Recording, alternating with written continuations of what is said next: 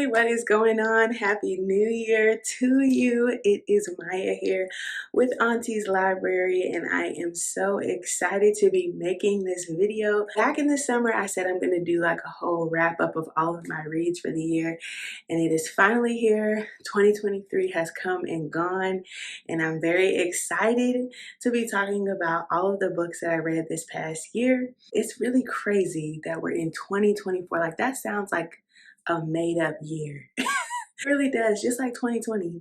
But hopefully, anyway, we're gonna go ahead and get into my books that were read this year. Before we get into that, I kind of want to give y'all some stats, okay? So this year, 2023, I made a reading goal of 30 books for the year, but I actually ended up reading 56 books. I don't know I don't know how it happened. I'm glad it happened. Totally proud of myself. But I'm still just like, wow, that's a lot. I also want to give y'all my story graph stats, and I'm gonna put them on the screen too. So I like reading moods, y'all, just so y'all kind of know where my head be at. I love reading reflective books, emotional books, informative books, funny books, challenging books, sad books. I'm a medium pace reader. Like, I'm not flying through books, but I'm also not on snail mail. Love a good less than 300-page book, y'all. Sometimes I do go a little bit longer, but for the most part, I'm a less than 300 type of girl. And then I feel like I'm right down the middle as far as like fiction, nonfiction. Like, as y'all can see, like, I'm pretty much straight down the middle. I'm not like leaning more on one side. Obviously, a little bit more fiction, but I do love a good nonfiction. And then my top genres pretty much are like contemporary, literary. I do read quite a bit of religious books, books on race, feminism, some romance and poetry in there. I got a good little mix, I feel like. I do a mix of both print and audiobooks, y'all. Like, I'm not one of those like strictly print girlies or strictly audiobook girlies. I just go back and forth. That is what my ratings are and what my kind of stats are, so you know what you're about to get into. So y'all, as you can tell, 56 books. This is about to be a long behind video. So go ahead, grab your snacks, grab your beverages. We're going to be sitting and just hanging out, and I'm just going to tell you about the books that I read this year, and hopefully maybe you might find or hear of a book that you say, you know what, that sounds interesting, and you may read it this year in 2024, boo. So go ahead, grab your snack. I got my detox juice over here because we're trying to get on our slim thick situation for 2024. That's what we're trying to do this year. Also, real quick, I forgot to say it, y'all, this is obviously a grown-up club episode, so this is not for the babies, y'all. I know I usually do read alouds for the kiddos, for the children, but this is a grown-up episode because I'm going to be talking about some books that maybe have some mature themes. So grown-up club episode, hide your kids, hide your wife. Let's get into it. Okay, starting off at the top of the year, I read Honey and Spice by Bolu Babalola. It is a romance novel, super cute, between these two college kiddos. It's basically kind of those like, we're faking a relationship, but oopsie, we actually fall in love with each other type of book. We love a Black romance story, and I actually started this at the end of 2022 and then finished it at the top of the year. Very easy read, lighthearted, very cute. Next up, I read Urban Apologetics by Eric Mason. This is one of those kind of religion, faith-based books. I have quite a few of these this year. If y'all want me to do like a separate video just about books on Christianity and faith, please let me know, because I read a lot of them this past year and I plan to read quite a bit this year. So let me know if you're interested in that. Urban Apologetics by Eric Mason is apologetics literature, which essentially is just arguing for the Christian faith. Eric Mason is like the main contributor, but he has a lot of kind of co-authors, and it's a very insightful book, very well-researched book. I actually listened to the audiobook, but I actually found myself going back into the print and making notes and just jotting things down that I thought were very insightful. Eric Mason is like just a great communicator. If you've ever listened to his sermons or anything like that, he's a great communicator, and his book definitely does not disappoint. So if you're interested in Christianity and how it maybe relates to an urban, specifically African American context, then I would definitely pick this book up. So next up, we read Recitative. I think I'm saying that right. by Toni Morrison. It's probably one of her shortest books. I think it's really more considered of a short story. It has a foreword by Zadie Smith. I was looking to read a Toni Morrison, but I didn't know how much time I could give to it at this point in the year. So when I saw the length on this, it was good. It's actually like Zadie Smith's foreword, I feel like is longer than the actual Toni Morrison text. But the basis of this book is that it's surrounding two women. One of them is white, one of them is black, but Toni never tells you who is who. But she basically kind of gives details of their lives, how they intertwined in childhood and how they carried on into adulthood. It kind of gives you a hint as to kind of maybe their social class and their romantic life and the ways that they view the world around them. It's just a great social commentary. It kind of just leaves you thinking after the book, kind of like, they said. I really love how she kind of left it open to the reader's interpretation. And of course, we know Toni never misses Morrison. I mean, you can't get better writing than this. So I would definitely, if you're like maybe trying to get into Toni Morrison and you're maybe not ready for like a Beloved or like a Bluest Eye, and you're not ready maybe for that time commitment, maybe start off with Recitative. I think that's how I'm saying it, but I'm going to put the picture here so that if I'm mispronouncing it, you at least know how to spell it. Next up on my list is kind of like a self-help book. And let me tell y'all something. I am not a self-help girl. I'm not that girly. I'm not like 100 habits to change your life. Like I'm not that girly. But I do follow Nidra on Instagram, and I absolutely love her insights. And that is why I read this book, Set Boundaries, Found Peace. It's probably one of, if not one, the only self-help book that I read this year. And I really enjoyed it.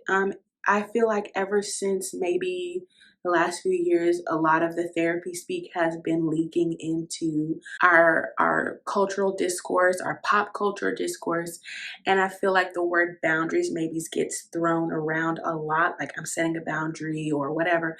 And I think Nidra does a great job of just talking about exactly what a boundary is, boundaries in certain situations when it comes to family, when it comes to work, when it comes to setting boundaries with yourself, because that's something that not a lot of us talk about, is that you do have to set boundaries with yourself because you do have to be putting yourself in check. You know what I'm saying?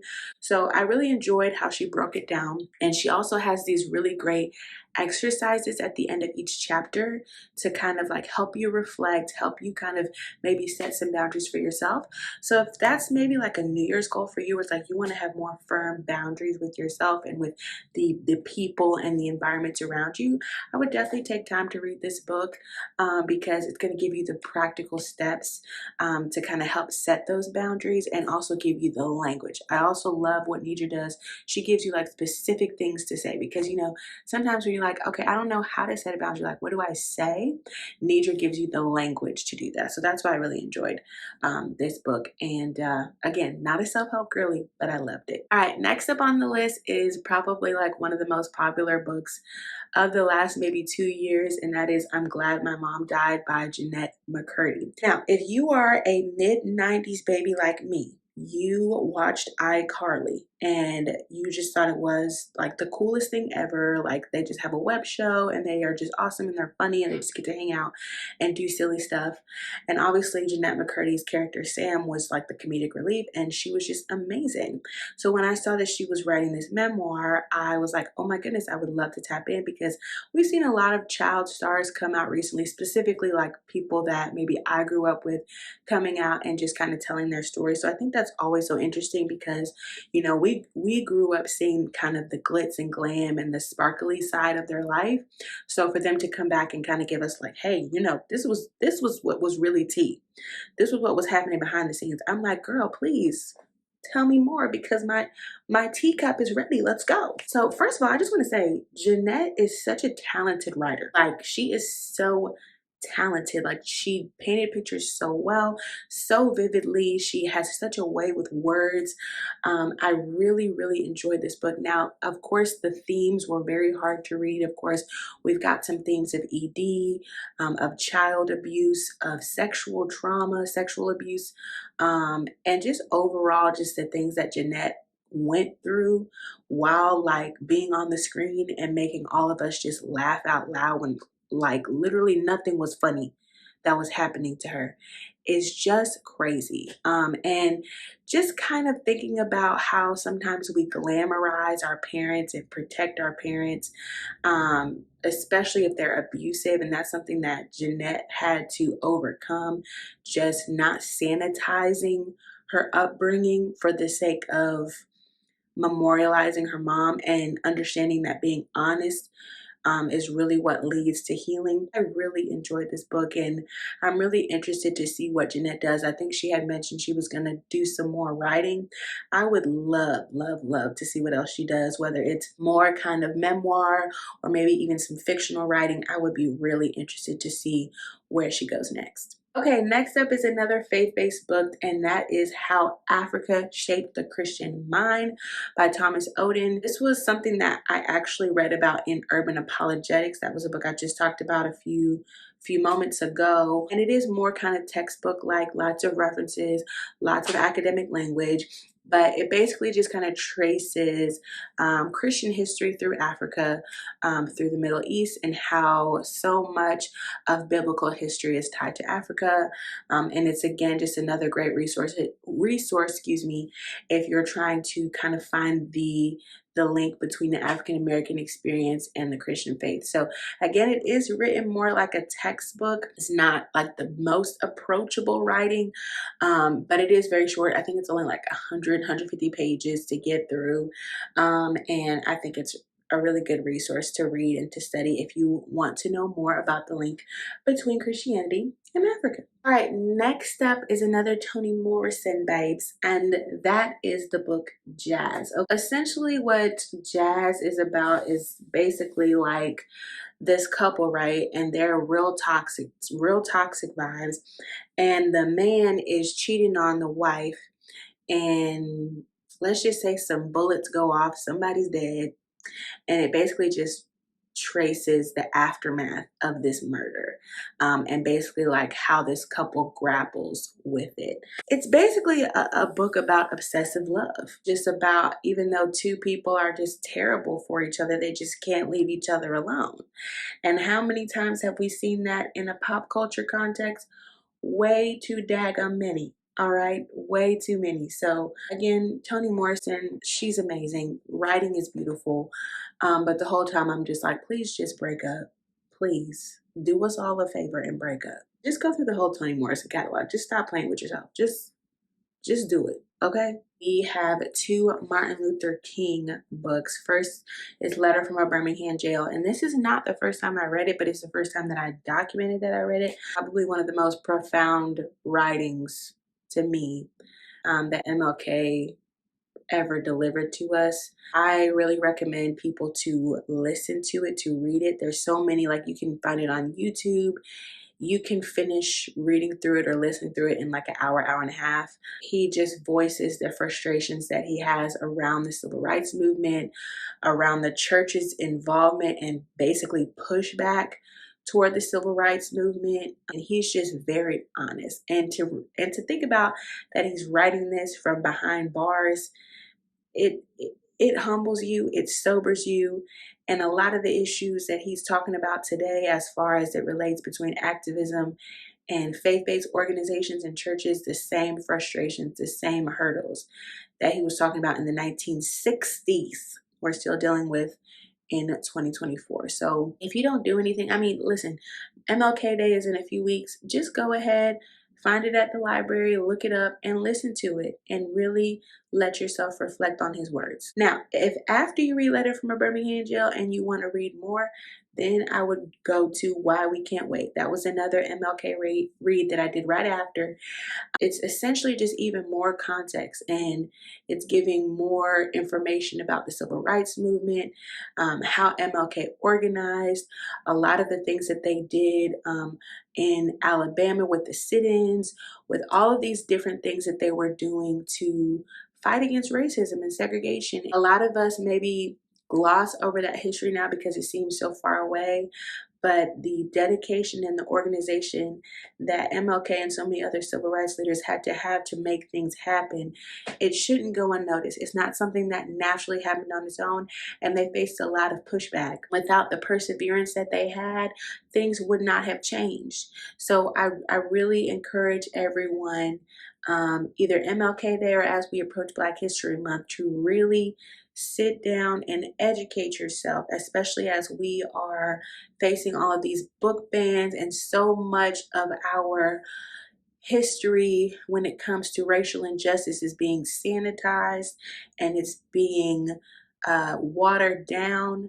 I really encourage you to research and to learn for yourself the hell that some of these civil rights leaders had to go through to get to where we are now. And we still have so many other inequality battles that we're facing today.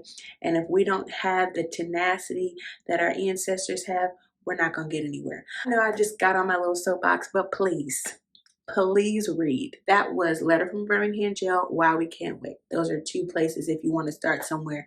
Those are good places to start. Okay, shifting to something a little bit, lighter. I read Love Radio by Ebony Liddell. Sorry, I'm looking at my book list. It's another Black rom-com. It was recommended to me after I finished Bolu Babalola's book, after I finished Honey and Spice. And it's another rom-com kind of situation. Centers two Black characters. One of them is a DJ and he like runs it like a love column on the radio, and they're like dating, and like she's had her heart broken, and it's just really cute story. A lot of music laced throughout to kind of tell the story of their love. It's a very cute. I would kind of consider this more of a YA book.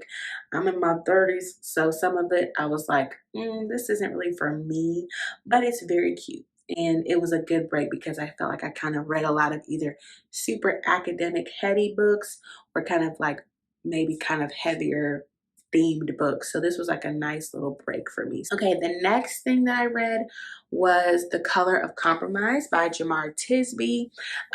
This is another kind of nonfiction read, and it's again surrounding the church's relationship with racial injustice. And Jamar Tisby, God bless that man, because he be making evangelical people so mad.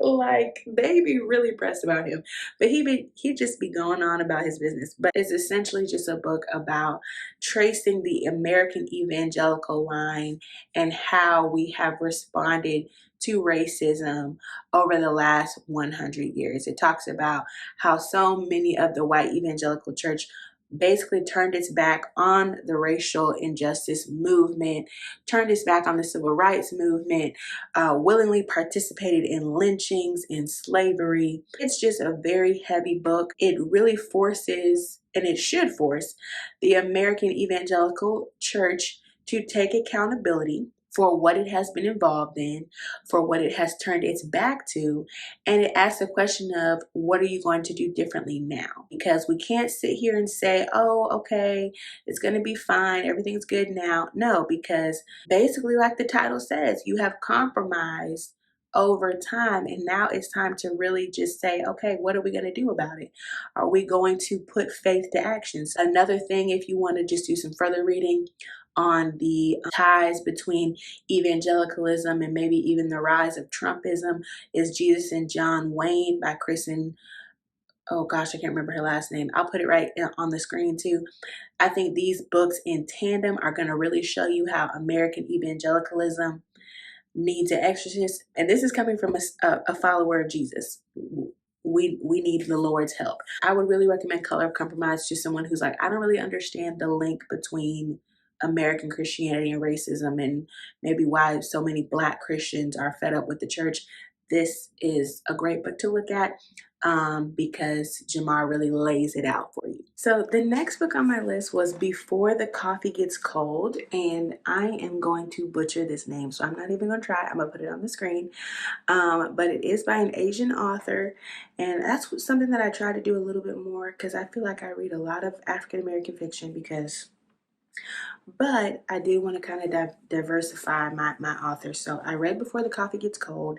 It's a magical realism book. When I heard the concept of this book, I thought it was really interesting because essentially it's about this cafe and you can time travel. So what happens is you get this cup of coffee, and when you start to drink your coffee, you can be transported to basically talk to anybody at any time, dead or alive, but you have to finish your conversation before your coffee goes cold. I enjoyed the concept. I love magical realism. I think that's why I'm a big Jasmine Ward fan.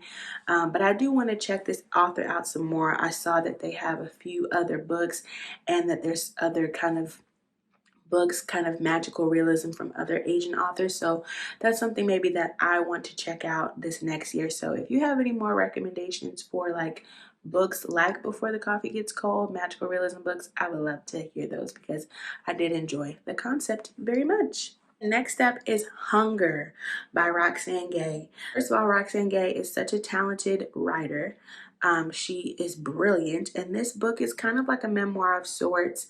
Just Roxane talking about her body image, her struggles with obesity, with fat phobia, and just kind of the weight loss culture. Again, I am a 90s baby talking here, and I grew up in the super skinny Weight Watchers 100 calorie snack pack era.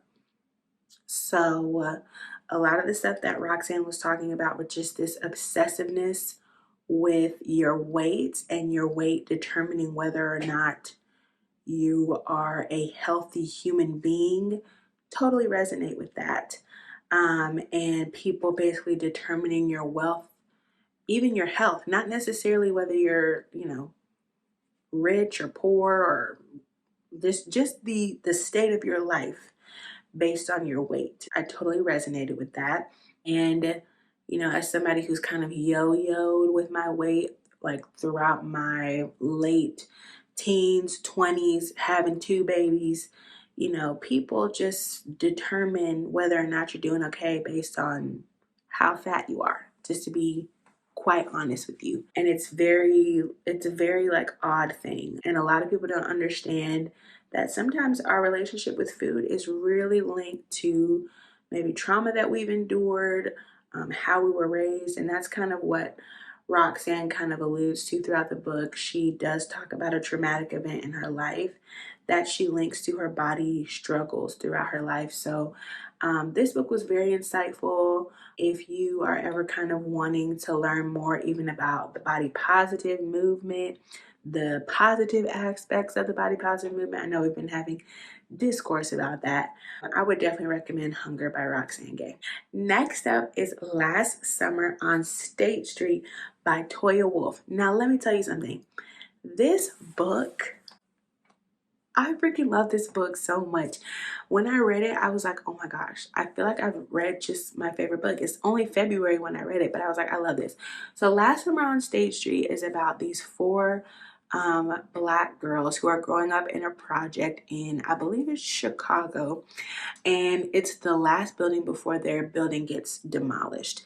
And they're basically living in this impoverished ghetto, but the story is told in such a childlike way. Like they're surrounded by so much gang violence, by drugs, by a lot of these adult problems and adult traumas, but they're still like, playing double dutch. They're playing hide and go seek in the stairwells. They're still very much children. They're still, thinking about hopscotch at school. They're talking about their homework. Like it's very much like told from a childlike state, but it also just kind of centers the friendship that these girls have. It just reminded me of the ways that me and my girls, when I was growing up, we would tease each other or talk to each other, or just the ways that your friends change as you get older, especially as you enter that teenage stage. Like friends that you maybe had from when you were 4 or 5 years old,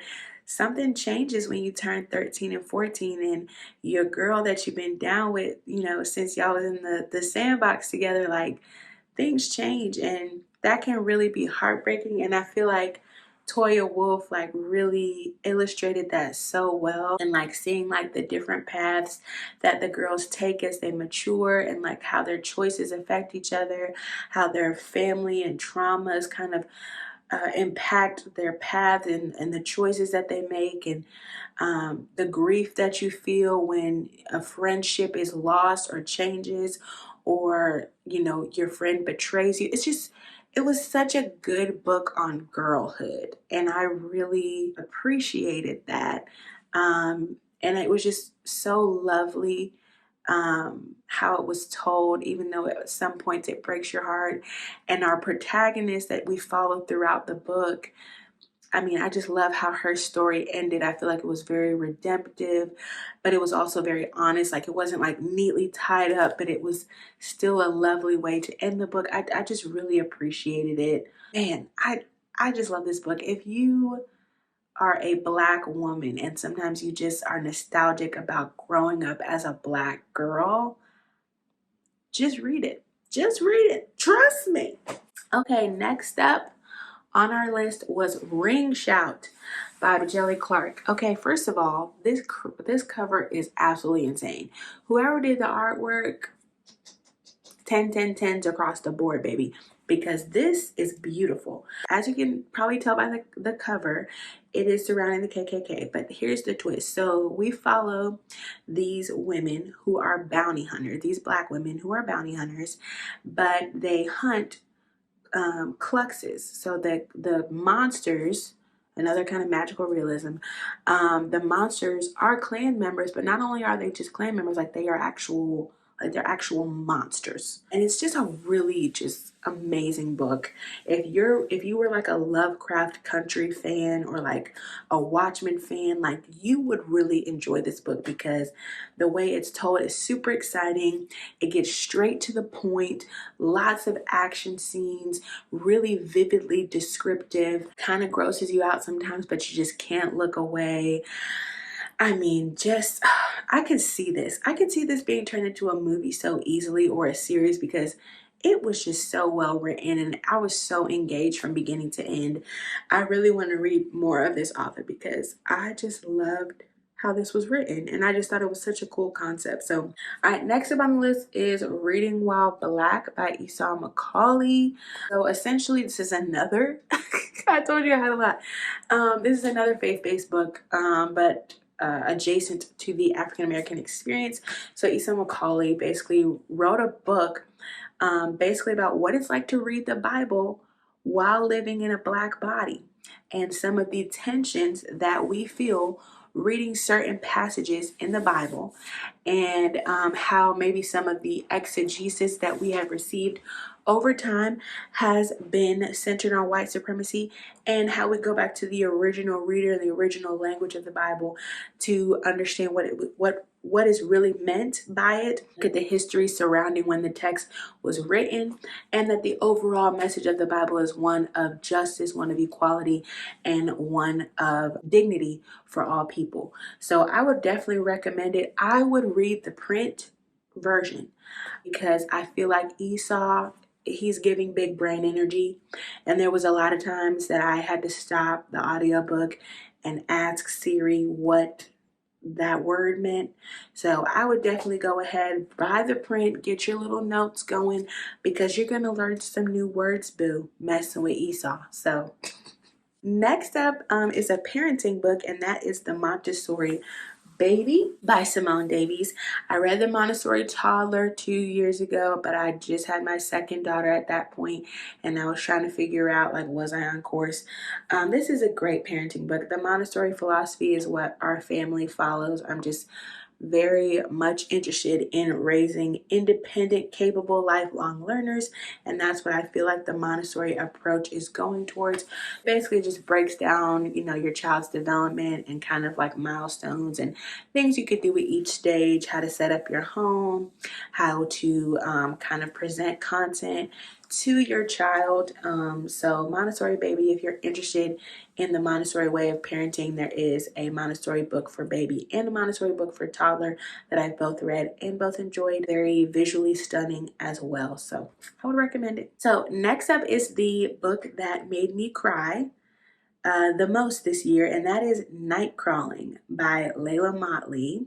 This is based on a true story of a woman in Oakland who was a sex worker, and she became involved with some of the members of the police department. Long story short, they blackmailed her, and I'm not going to give away the ending, but it was just a very terrible situation.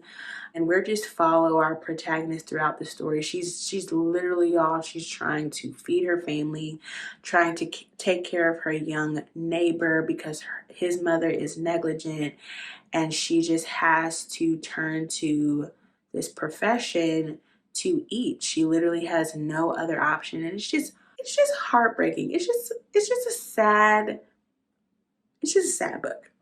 It just breaks your heart at every turn because you're just like, maybe she's gonna catch a break. No. And I appreciated how honest this was, because I feel like a lot of, these type of stories maybe trying to sanitize how hard this life is, or maybe like with our obsession with OF online, we kind of see the dollar signs that people are making with sex work. But I do want to just remind y'all that it's very hard on a person's mental and physical health, and it's something that not a lot of people choose to go into.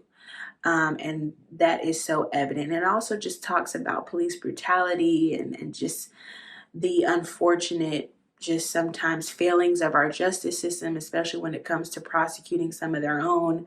It's just a heartbreaking book, but very well written, beautifully written, but just a very tragic story. All right, next is two poetry collections by Warsan Shire, my girl. And that's Bless the Daughter Raised by the Voice in Her Head and Teaching My Mother How to Give Birth. Now, if you recognize Warsan Shire, it's because you're a part of the Beehive. If you don't know, she like wrote all of the poetry throughout the Lemonade film. And when I was watching the Lemonade film, I was like, okay, Beyonce, are you writing these poems? So I had to do more research, and that's how I found out about Warsan Shire. And she's absolutely gorgeous and beautiful and a wonderful writer. She's that girl, and she's so, so, so, so talented. And I absolutely loved all of these collections. She is just a beautiful, brilliant writer. And like, if you listen to Lemonade and you remember like the visceral words that Beyonce was saying, like, remember, like, before Sorry, like, so what are you gonna say at my funeral now that you've killed me? Like, that, she's giving that energy. Okay, so my next book is The Last White Man by Mohsin Ahmed. This is another kind of magical realism book, but it's very interesting. So basically, what's happening here is that white people are waking up black. Yeah. So essentially, this man, he's a white guy. He wakes up and he has black skin. Apparently, it's just like this phenomenon that's happening around the world. White people are waking up black. It's causing a panic, obviously. It's causing a stir.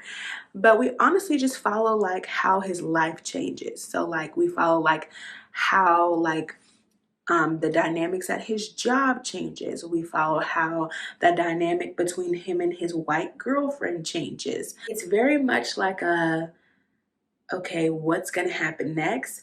But I loved how eerie it felt. I felt like I loved how we didn't get answers. I feel like a lot of people were frustrated with this book because it doesn't explain why it's happening. But I feel like if there was any type of event like this, we really wouldn't know.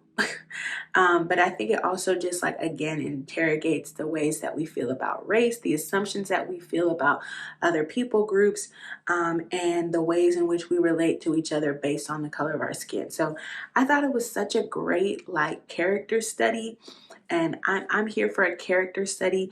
I know some people like want plot and they want like a neat little bow and resolution, but I am here for a character study. Like, please tell me why this person is the way they are, and let's psychoanalyze. Like, I'm okay with that.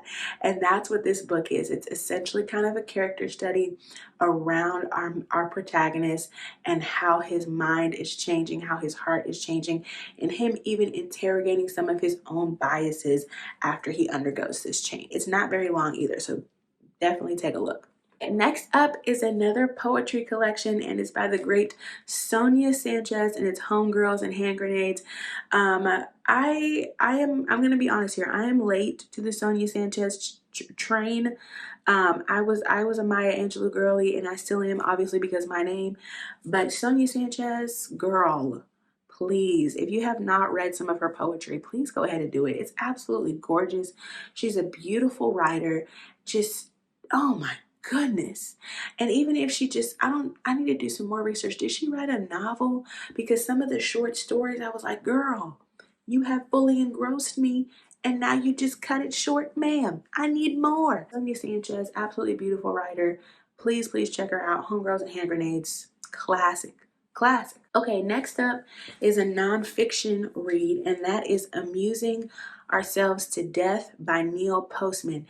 Now, let me tell you something. I've had this book on my list for years because my girly I'm Jen M, which I followed since I was in high school, she recommended this book like years ago on one of her like books that I read this month. And I said, man, that is an amazing concept. I'm going to read that book. Definitely never did, but I was like, I'm gonna pick it up this year. Y'all, it's another like just chronological book where it kind of traces the line, basically talking about how we have received information over time, how we've gone from print to radio to now television and media and visual stimulation, and how that change has really impacted the way that we receive information, that we respond to information, the way we think about information, and essentially how, because of how we receive information, is really desensitized to it. It's like, y'all ever be scrolling and it'll be like this crazy like world cosmic event, and it's like, oh my gosh, that's so troubling, this is crazy, and then you scroll and then it's a get ready with me, and you're just like, am I living in the freaking twilight zone right now? Because I feel like everything, like nobody's taking anything seriously, and it kind of just traces how our psychology and the way that we think has changed based on how we have consumed media. And it just really, like, for me, one, confirms some of the things that I feel sometimes when I'm scrolling on social media or when I'm watching the news, and just kind of like, okay, something is strange here. Also just making me more conscious of the way that I consume news and consume political news and consume world news, and making me kind of more aware of like, okay, there's a narrative being told here, and it's very important for me to understand that being educated is way more important than being amused and entertained. This is a longer book, and it is kind of a lot of language, and it is more textbooky because, like I said, he's giving you a chronology of how media has changed throughout time, and we're going back to when we was passing stories around the fire all the way up to the TikTok dances. Neil Postman wrote this in like the 60s and 70s, so I'm sure like his head would combust looking at a TikTok. But so if you've ever wondered like, I wonder, can we critically think anymore? Is that a lost art? I would definitely recommend Neil Postman to you because he understands where you're coming from, boo. Next up is Home Fire by Camila Shamsi. This book, oh my gosh, this is another one that's gonna break your heart, but it's so good. So Home Fire is one of those books that essentially just kind of ask you the question of like, is it wrong to fall in love with someone from a certain background or a certain thought pattern, and maybe the portrayal you feel when somebody you love thinks differently from you or has a thought pattern that you didn't expect. Home Fire just tells the story of just these characters who have these warring political ideologies, but they love each other, but they're conflicted because their worldviews basically tell them that they should hate each other, but they don't. And it's just such a beautiful book. The ending was just so sad, but I just absolutely loved the writing, and I think it's very honest, and man, I really love this book. I would definitely check it out. Next up is Confronting Christianity by Rebecca McLaughlin. This is another kind of apologetics book. Rebecca McLaughlin is a wonderful writer. She's very concise. She's very approachable. I love how she writes. I even like her podcast. She just has a very soothing voice. I think it might be her UK accent, but I think she's a great communicator. And essentially, she just kind of goes through 12 questions that commonly are asked when it comes to Christianity, surrounding race, surrounding feminism, surrounding injustice, surrounding biblical accuracy. Like, just very interesting book. And I think it just does a great job of just answering like those questions very honestly. And again, it's another like faith-based book, which obviously I've been reading a lot of, but I think it's a very good thing to have on hand, especially if you're having conversations about faith, or maybe you want to answer questions that maybe you didn't really have an answer for. So I would definitely check it out. Lots of information, but good information. So the next book is Olga Dies Dreaming. This book was recommended to me by a friend, and I absolutely love this book. It's around two siblings, Olga and Pedro. Olga is this wedding coordinator, and Pedro is a politician, and it basically like chronicles their two lives. They are the son and daughter of this revolutionary that basically like kind of abandoned them for the movement, and they've kind of had to raise themselves. And you know, even though they kind of have these sparkling outside images, like, you know, she's this popular socialite planning all these parties, and he's this like growing politician, there's so much that they're dealing with from their childhood that they haven't addressed, a lot of traumas, a lot of things that they're hiding from one another. So it just kind of chronicles like their relationship as siblings, how they're trying to heal from the abandonment issues from their mother, how they're trying to be grown-ups, even though some of the things they're dealing with, they still feel like children at some point. I just really enjoyed the book. I thought it was really well written, and I really like how she developed the characters and developed their relationship, because you really wanted it to work out for them. So I would definitely recommend this, and also a Latinx author if you're looking for more diverse authors. Next up is Transition Baby by Tori Peters. I checked this book out because I want to learn, okay? And I saw this book quite a bit advertised by folks who are in the trans community, so I wanted to check it out. Let me just say this. I was not a huge fan of some of the misogynistic language that was used throughout the book. I know that's not indicative of the entire community, so I just want to make that clear. I thought that this was a very interesting plot line. Again, this is one of those like no plot, just vibes, more of a character study, because we kind of study the characters more than come to a resolution. So the next 8 books, I made a whole YouTube video about these books because these are the books that I read throughout the summer. So I'm going to put that in the link below and in the cards. But I'm not going to go through and talk through all of those books because I've already talked about them at length in this video. So if you want to check any of these books out and kind of hear my thoughts, click on that video and I talk about them in depth. After the summer was over, y'all, we went into fall, and I feel like I hit my second wind and I kept reading even more. The next book was Woke Church by Eric Mason. Remember, I read another Eric Mason book earlier in the year, Urban Apologetics, and I love Eric Mason. Like I said, he's a great communicator. It's crazy because he chose this title for the book before we have had this mass hysteria around that word that has been co-opted and changed to be something that it's not. But I really enjoy this book. I think it's a very honestly written book, a very accurately written book when it comes to drawing the biblical basis for justice and for mercy and for community outreach, something that I feel like the American church has really just dropped the ball on.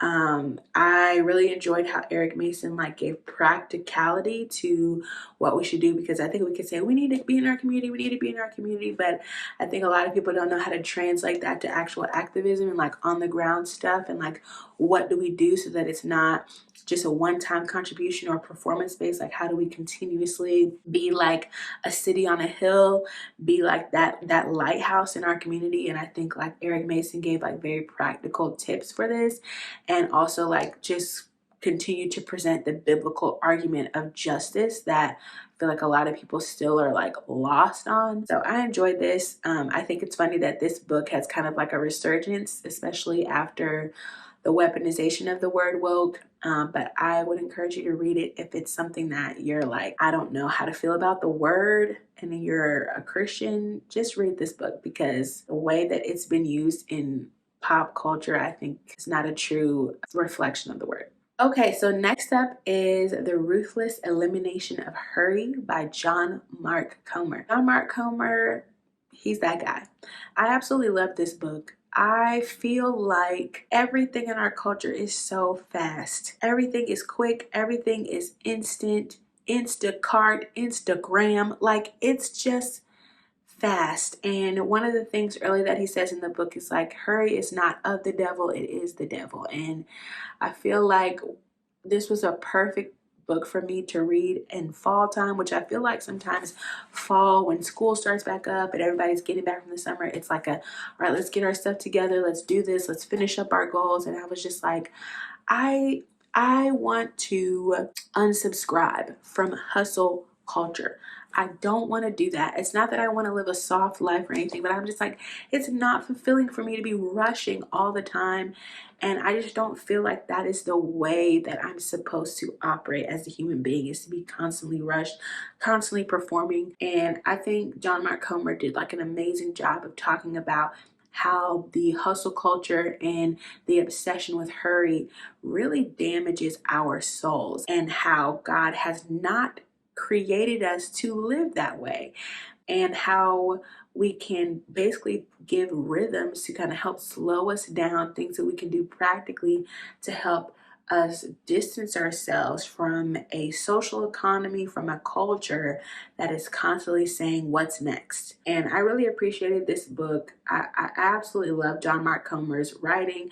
I even watched some of his like talks surrounding the book because I was just really fascinated with it. Like this book in particular, I probably will keep reading it and return to it because I just feel like practically it was an amazing, amazing book. All right, next up is Sweet, Soft, and Plenty Rhythm by Laura Worrell. First of all, the cover of this book, if you read it in public, people are going to give you some eyes, but I enjoyed it. Sweet, Soft, and Plenty Rhythm surrounds this player of a musician. He is very talented, but he has just a long string of broken hearts behind him. He also has a adolescent daughter who's having some struggles, and he's basically like hitting his midlife crisis. Like, he's realizing like, you know, I'm aging out of being able to make it big in the music industry. I don't have a steady job outside of that. I don't have a wife and kids.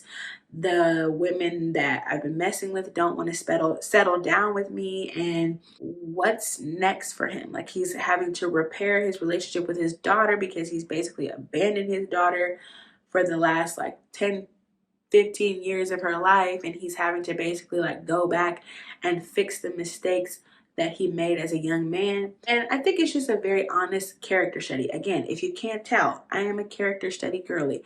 There's not really like a resolution or a plot line to follow. We just kind of follow him and the women that he's been involved with, and we kind of just see a little bit of insight into each of them and their psyche. I do think it maybe was a little long for my taste, but I did enjoy the writing, and I think Laura Worrell is very talented. All right, next up, Holier Than Thou by Jackie Hill Perry.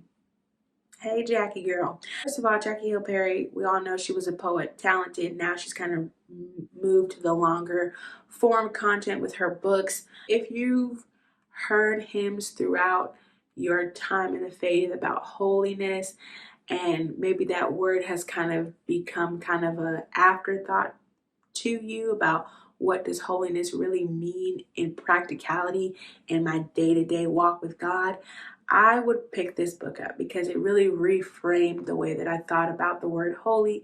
And even when I'm in church now and I sing that word or I hear that word, I feel like I've kind of been enlightened more to the meaning of it and what it means for me and my relationship to my creator today. So even though Jackie has moved to the long form content, I still feel a little bit of her poetry in her writing, just the way that she chooses to write, the things that she chooses to say, how she chooses to say it. I still feel like she's still much a poet at heart, and I appreciate that because I am a poet as well. So I think that's what makes her engaging, her writing so engaging, because she pays very close attention to language, and also just she is a scholar of the scriptures. So next up is a really, like, probably the most, one of the most creatively written books, I feel like, and that is Wake by Rebecca Hall, and it's the hidden history of women-led slave results. So you're flipping through and there's these amazing, absolutely astonishing illustrations, and you're just following Rebecca Hall as she's trying to research about slave results led by women. Now, usually when you hear about slave rebellions, you hear words, you hear names like Nat Turner, right? Usually led by Black men. When you hear about abolitionists, you think about Black men or you think about white men, but a lot of times, like, women are left out of these narratives.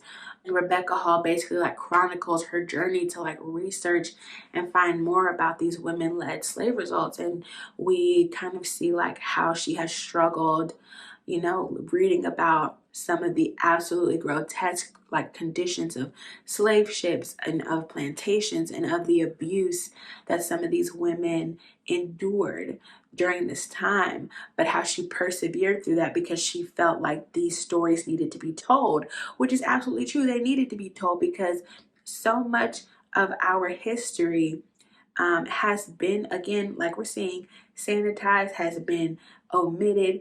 And I just thought the way that she presented this was so just innovative and interesting and honest, and I really enjoyed this. Kind of more of a graphic novel, I guess. You kind of read through it quickly, but like you're tempted to read through it quickly, but you have to just stop because some of these illustrations are like, they're jarring.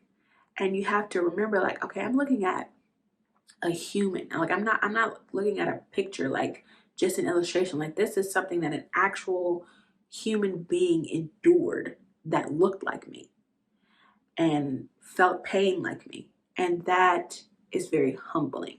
So I appreciate Rebecca Hall just giving her time to this project. I want to look up who the illustrator was. Hugo Martinez. He did his thing, child, because my goodness. Wow. Next up is The Practice of the Presence of God by Brother Lawrence. This is just another spiritual formation book. It was just a great reflection book. I actually saw it talked about in John Mark Comer's book, which is why I picked it up, because he mentioned it in his book. So it's very short. I think it only took me like, I think the audiobook was like an hour and a half, 2 hours. But essentially it's just talking about like practicing the presence of God, being in the presence of God, being in the presence of prayer, quieting yourself, solitude. That's like a big theme throughout the book, how to practice solitude, how to practice stillness in your faith practice. So it was written a long time ago, so some of the language is a little bit archaic, but I still think it was a great read. And I think it's just another great book if you're looking for more spiritual formation literature. Next up is Burning Sugar by Cicely Bell Lane. This is a poetry collection.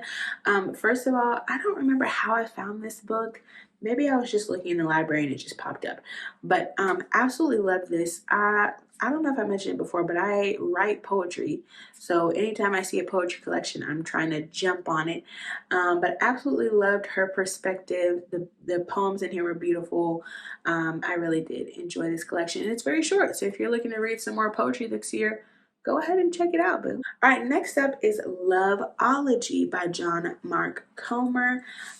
So obviously I already read Ruthless Elimination of Hernia, so I was like, let me see what else John Mark Comer has written. And it's essentially just a book specifically about relationships. He focuses a lot on romantic relationships, but there is quite a bit of content here about platonic friendships, about familiar relationships, and what the Bible specifically teaches about love and about relationships and about how we are supposed to be in community, biblical mandate about togetherness and being with someone else.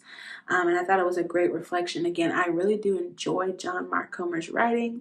A lot of people think he's too casual in his writing, but I appreciate when spiritual texts and spiritual formation resources are written in a way that is approachable, because I feel like it's easier to understand. Like, I don't feel like something that is already complicated needs to be complicated more.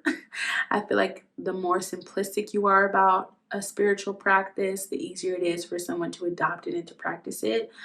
I don't think you have to overcomplicate things. So I appreciate, even though people say he might be casual in his writing, I appreciated it. After Loveology, right, I was like, let me do some more research. I was deep diving on John Mark Comer, basically. And then I saw that he used to pastor at Bridgetown, but he doesn't pastor there anymore. And now Tyler Staton is the pastor. And then I saw that he wrote Praying Like Monks, Living Like Fools, which a lot of my other friends have read. So I was like, let me pick this up. This book was amazing because I grew up in the church. I grew up praying at the dinner table, but this book really challenged my idea of prayer. And it's a very practical book. Tyler Staton goes basically through teachings on prayer throughout the Bible, but also gives you practical ways to really challenge your prayer life, to improve your prayer life, to think about the way that you pray, the things that you pray. And I really appreciated this. And there were some times that I was like, wow, that's challenging to me.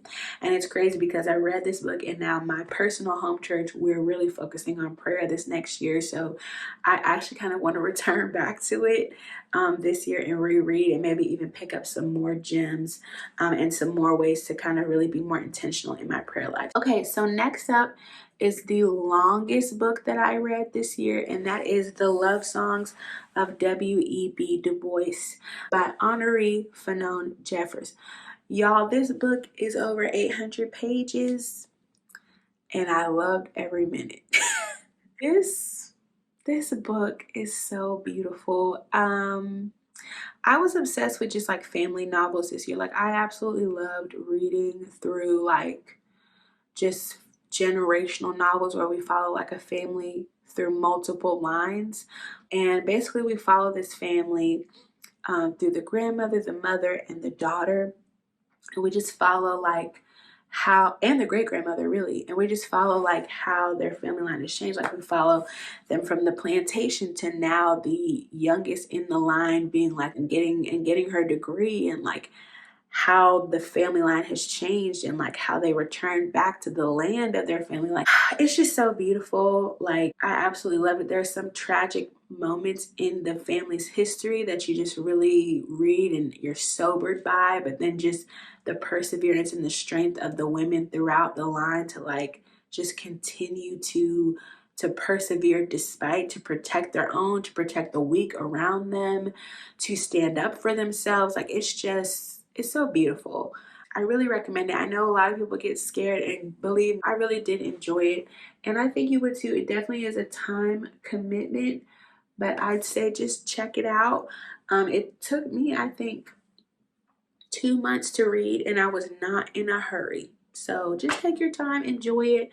But I think you really will fall in love with the characters and the story if you just give it a chance. Next up is The Making of Biblical Womanhood by Beth Allison Barr. This is another kind of like book regarding American evangelicalism and kind of giving you a chronological history.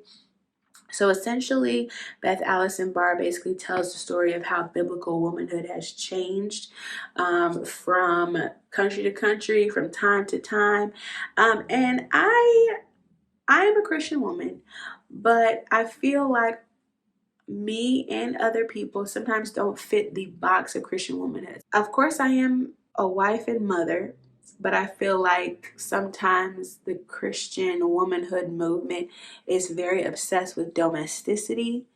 And that's something that, even though I am interested in, like, I do like decorating, I do like certain parts of that, I don't feel like that has anything to do with my holiness.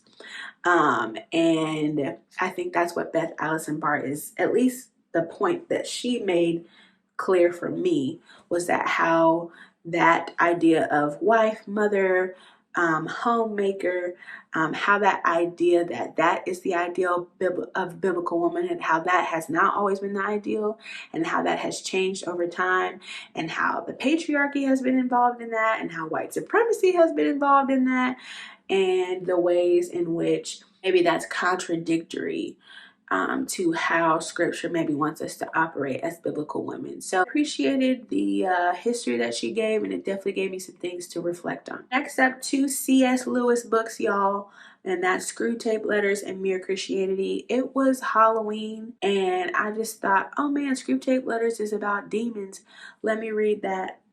I don't know why, but it just made sense to me. So I was like, all right, let's check it out. And C.S. Lewis, one of the greatest, one of the greatest. This is why we still talk about C.S. Lewis's writings today, because he was truly a brilliant writer. The way that the Screwtape Letters was written, just brilliant, brilliant. He really had to get in his bag, but it was just so beautifully written. Then next up, I read All My Rage by Saba Tahir. Follows 2 teenagers, Noor and Sal, after the loss of someone close to them. I don't want to give too much away. And they basically have to navigate after the loss. They make some silly decisions, and it's really about loss. It's about the anger and the rage that you feel when something is not fair. Next up is Memphis by Tara M. Stringfellow. So this book basically is another like generational family centered novel, and we basically follow these 2 sisters. They reunite after one of the sisters escapes a abusive marriage, and essentially we just follow kind of like their reunion, how one of the sisters is healing and kind of picking herself back up after she leaves her husband. We follow like how they're raising their children. We follow how they reminisce and miss their mother. We even get some chapters from their mother's perspective, and we kind of even see how some of the tendencies and habits of their mother is still existing in the daughters and the sisters. So I thought it was a beautiful book. I loved the ending. I thought it was a very redemptive ending after everything that happened in the family. But I will warn you that Memphis does have quite a bit of sexual violence from the onset, and I did not know that going in, and I was taken aback. So definitely look at the trigger warnings before you take a look at this book, because I was taken aback. I enjoyed it. I just didn't know we were going there that fast. So the next book is The Sun Does Shine by Anthony Ray Hinton. First of all, like, if you have ever been curious about maybe defunding private prisons, or maybe you've been thinking about the ethics of the death penalty, and maybe you just have more questions about our prison system or our justice system, and maybe you're just trying to empathize more, The Sun Does Shine is a great place to start. Anthony Ray Hinton, he was wrongfully put on death row years ago, and he was on death row for majority of his life for a crime that he was exonerated from, meaning that he did not commit the crime. But he basically spent his whole life in a jail cell for something that he did not commit. And it's crazy because throughout the book, he still remains so hopeful. He still tries to create morale in the community with these other men who are right down the hall from the chamber that they're supposed to die in. And it is just a beautifully told story despite the circumstances. And thankfully, Anthony Ray Hinton was exonerated, but you have to remember there's so many other people that were not as lucky as he was, and they were killed but later exonerated after they died. So if you are wondering more about the ethics around incarceration, or you maybe just want to build some empathy for that, I would definitely start with this book. And yeah, he has tons of talks and stuff on YouTube too if you want to even see him speak. So next book is called Erasing Hell by Francis Chan and Preston Sprinkle, and it's about exactly what you think it's about. It's about the theology of hell and the afterlife and eternal damnation. So that's another one of those faith-based books. If you're curious about that, I know not a lot of people think about that. I'm kind of weird and quirky like that. I'm not like other girls, but ill. Um, but I enjoyed the plain language of the book. Francis Chan and Preston Spinkle made it very approachable, even though this is a topic that is very can be very divisive and can be very like heady. And they also give a ton of extra resources if readers want to learn more. Next up is another romance book because I feel like I was on a very serious tip there. Love in the Time of Serial Killers. Very cute rom-com about this girl named Phoebe who's obsessed with true crime, but it makes her very paranoid, especially when it comes to her love life. But she meets a guy and, you know, he helps her to put down her walls and fall in love. But it's very cute, very funny, and I actually put it on hold for Halloween, but it didn't come until later in the year, but I still enjoyed it. Next one is Holler Child by LaToya Watkins. This is a short story collection, but LaToya Watkins, girly, first of all, you're talented, ma'am. I hope you know that. You're talented, you ate, you chewed, because why did I was looking through some of the short stories and I was like, why does she not finish the rest? Like, I think that's the telltale sign of a good short story if you don't want it to end. And there were many times that I was like, no, no, no, no, no. What's gonna happen? You can't just leave it like that.